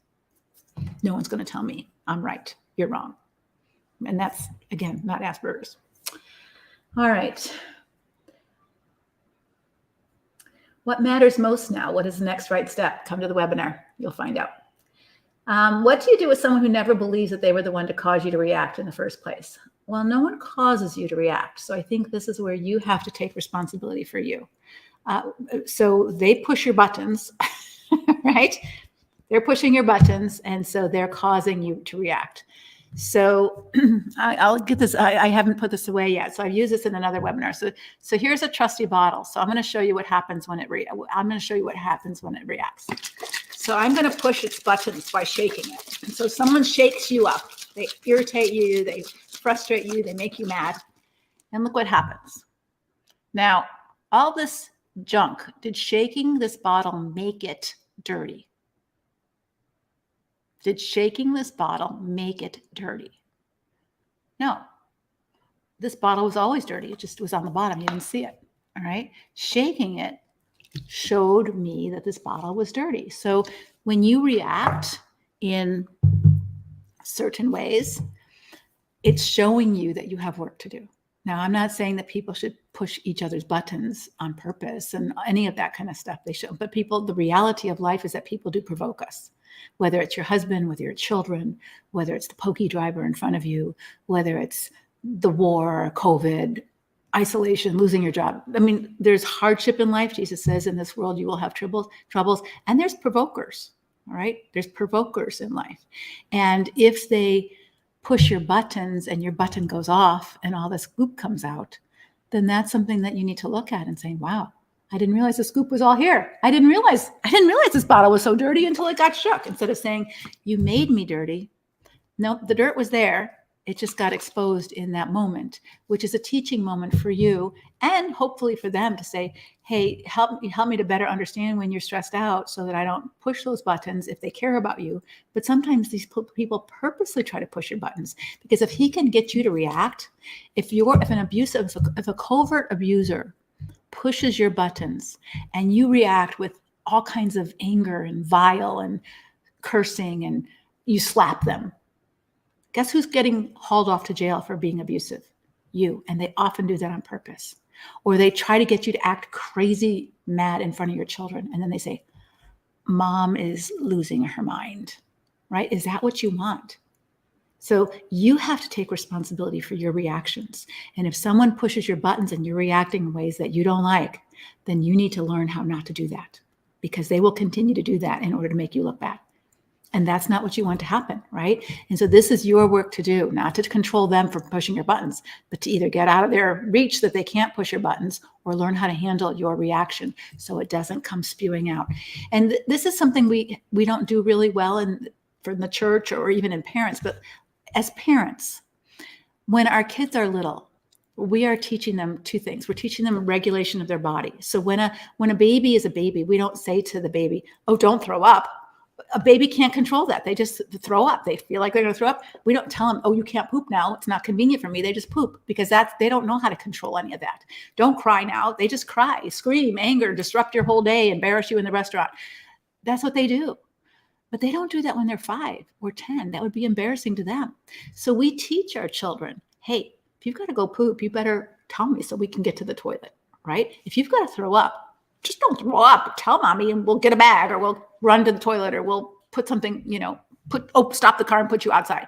Whatever we have to do, right? So we teach our children to notice when we're starting to get reactive physically or have to eliminate physically.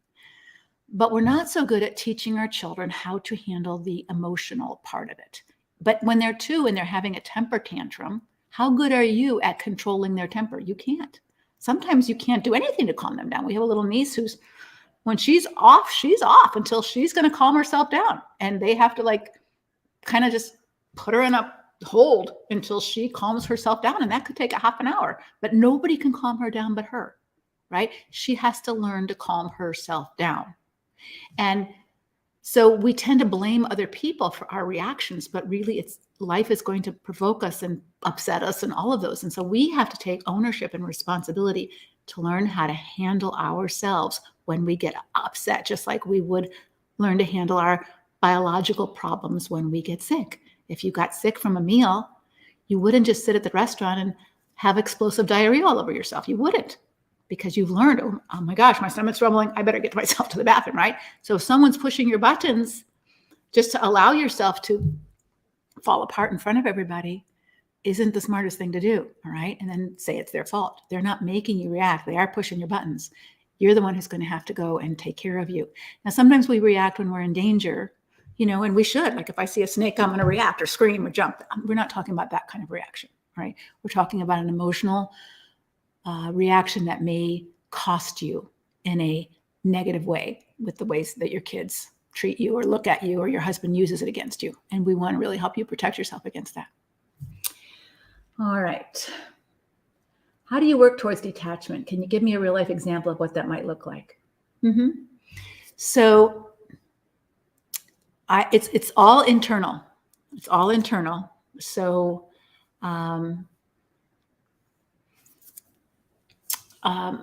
so I had to detach from my mom and needing her to appreciate me, validate me, hear me, believe me, let alone love me.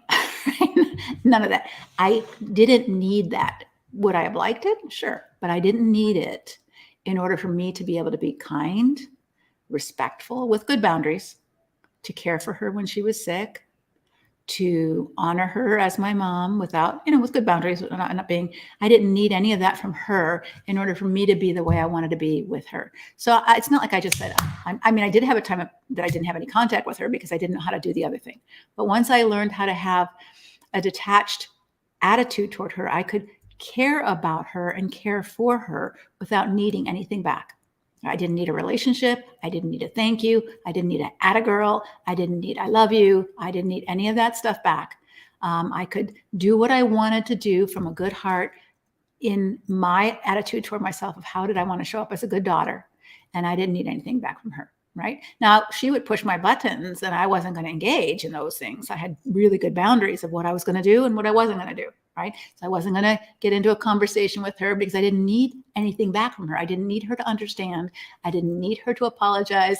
I didn't need anything from her. So I think that's part of the detachment of letting go of the relationship and not washing your hands of the relationship, just letting go of the relationship, letting go of the outcome of the relationship, and then showing up the way you want to show up without needing anything back. Right? And being honest with the ways you don't want to show up.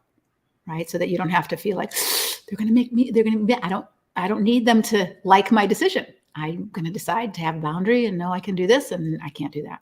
Nope, I can't. So it might be, maybe you detach from needing your husband to understand you. You detach from needing him to spend time with you. You detach from him wanting to, but he still wants to have sex with you, right? And that might be a boundary where you say, we haven't had much of a relationship at all for the last 9 months. And I'm not comfortable having such an intimate relationship with someone I never even talked to. So that won't work for me anymore. Right? So you've been kind. You've shown up the way you wanted to show up. You didn't say, are you kidding me? What do you think you are? We just speak the truth in love. This is how it is. I can do this and I can't do that. Make your dinner. Happy to do that. I can do your wash. We can share household responsibilities. We're sharing our kids right now and being good parents. And that's about all I can do. And if you want to talk about changing things up, I'm open to that, but I'm not able to meet that need of yours right now because we don't have any kind of relationship that warrants that kind of intimacy. That might be detachment, right? So it's nothing that you do with them other than the way that you communicate, but it's all internal so that you can communicate that way, so that you can communicate with kindness or compassion or love. Oh, don't you know I have a sex drive? I need sex. Well, I'm sure you do. I do too. But I don't know how to fix that when our relationship, I'm not willing to just give you my body. You don't want any other part of me. You don't want to talk. You don't want to fix our relationship. You don't want help. You don't want to change anything. And I accept that. But because of that, I am not going to pretend we have intimacy when we don't have intimacy. And I'm not going to have sex with someone who I don't feel close to or don't trust. Right? And you can say it as simply as that without being mean or why are you treating me this way? And you're being abusive. And why can't you love me? And all that kind of stuff. I don't need that from you anymore. Right? That doesn't mean I wouldn't accept it if we worked on our relationship, but I don't need that. I'm not waiting for you to change. I'm not doing this so you'll change. I'm doing this because I want to, or I'm not doing this because I don't want to. And I'm really clear about that. That's what detachment looks like. Okay. That I'm working on me. I'm not trying to change you. All right. What if they haven't been unfaithful? We'll talk about that a lot at the workshop. So I hope you come to the workshop because there's ways that people break trust, other ways than just sexual infidelity. And again, the church has been kind of not real strong on some of these other ways of broken trust. And, marriage, any long-term relationship, but marriage especially is foundational on two attributes of trust and safety. I mean, you don't have to have romantic love to stay married. I mean, they had arranged marriages in the Old Testament. You didn't have a whole lot of romantic love sometimes. But if you have trust and safety, then you can be with someone. You can live with someone. You don't feel afraid of them. You have a mutual goal of raising a family together or, building a future together. And again, there may not be a lot of romance like Hollywood and Harlequin portray, but the basics of trust and safety are there. When trust and safety are broken, I don't care how much romantic love you have, what great sex you had, any of that. If you don't have trust and safety, you can't build a good relationship because you feel afraid. And when you feel afraid, you're always on high alert and you're reactive, like the woman was saying. And so trust and safety can be broken and still be faithful sexually. All right. Trust and safety can be broken in lots of ways. I'm sure you can think of a few right now as we talk. And so when we talk about what's the roadmap back to rebuilding trust, one of the first steps is defining where trust and safety has been broken down. Right. Because if he hasn't cheated on me, but I can't have a conversation without him shutting down and not talking to me for 3 weeks, well, then I don't feel safe having a conversation with him because he rejects me if I say something he doesn't like. He hasn't cheated on me, but we don't have trust and safety here. So what do? We just stay silent for the next 30 years? How do we fix this? All right. So yeah, that's where I am at. Totally detached until he wants to work with me. He has proven that he really doesn't want to do the work, but yet he doesn't want to divorce. Flat out won't work with me to divorce amicably. Yeah. And so that's a hard thing when they don't want to work on things, but they don't want to divorce. And it puts you between a rock and a hard place of where to go. And we'll talk about that in our workshop about what to do for you in the meantime. How do you go forward if they don't want to go forward? Because you don't want to be stuck in limbo land while they're, going off and playing golf and watching TV and doing what they want to do. And you're stuck with, what do I do with myself? We want you there is some things that you can do with yourself as well. So I'm going to go now. It is late and I am going to go do some other things I need to do. So thanks so much for hanging out with me and talking about the subtle signs of abuse. I hope you got what you needed. And I hope that you show up live for the webinar on Tuesday. It's at noon Eastern time and 7:30 Eastern time. And just like we had a really good time of Q&A, we'll have a really good time, but it'll be private. It'll be on my private webinar site, so that people who haven't signed up for the webinar, who don't get a link, aren't going to be there. But you'll have a lot of support. My coaches will be on the chat, so if you have a question about something, you can ask and somebody will respond. I'll be teaching for about, I don't know, 50 minutes or so. You'll have a workbook to fill out so that you have, notes to take, and it'll be chock full of good content, much more organized than I might do live on a Facebook Live. So you'll have a lot of content, and then after that, we'll do a Q&A for an hour and a half or so. So it's going to be a good 2 hours of your time, a good 2.5 hours, really, if you want to stay that long. But it could save you a year of therapy. And so for free, I'm giving you all this time and all this information for you to be able to get healthier and wiser and stronger. My commitment to you is that I want you to be all that God wants you to be. And that does not include being a broken down, abused object that someone else uses in destructive ways. That is not God's will for you. I can guarantee you that 100%. And so if you can believe that, then you've got some work to do to get strong enough to make some different decisions than just being a willing object or an unwilling object, but still feeling like you're in a captive situation. And so I want to help you learn what to do and how to approach this in a wise, biblical way, and yet with clear, strong steps forward for you and for your marriage if he wants to work on those things. All right. So be at the workshop. Please sign up, because there's also some videos that we send you ahead of time that will prepare you, because I can't, otherwise I could speak for 5 hours, and I'm not going to do that for the workshop. So I've sent you like 3 videos ahead of time on different topics that will help you be prepared to hear the content of the workshop. And if you didn't get them, sign up now, because you'll still get them this weekend before the workshop if you want to watch them, or you can watch them afterwards. But I'll see you on Tuesday. I won't be doing a Facebook Live over the weekend or on Monday. So the first time we'll talk again is on Tuesday, noon Eastern time, or 7:30 like this Eastern time, for a live workshop. If you do not attend, you will get an abbreviated replay. But I would encourage you to attend for 2 reasons. One is you will not get a copy of the chat. And for just like the chat here is really helpful, and I don't have time to look in the camera and read the chat at the same time, but I read it afterwards, and it's very helpful to know that you are not alone and you're not the only person going through this. There's something very healing about knowing that you're not alone and that you're not crazy. And in our chat on the Facebook and on the webinar page, there's a lot of great content and questions and resources that go back and forth that you don't want to miss. And so that will be there. And then afterwards, the Q&A is not in the replay, because that's private, and I just want it to be on the replay, on the live webinar for people who are attending. And you get your question answered, and that might save you again another year of anguish therapy, whatever you're trying to do. It might help you to kind of really get unstuck, to know what your next steps forward are. And so I would just encourage you to show up live. If you know any other woman who's in a destructive marriage who might need to attend, please give her a copy of the URL so she can sign up for the webinar. You won't get an invitation if you don't sign up. So you could totally miss it.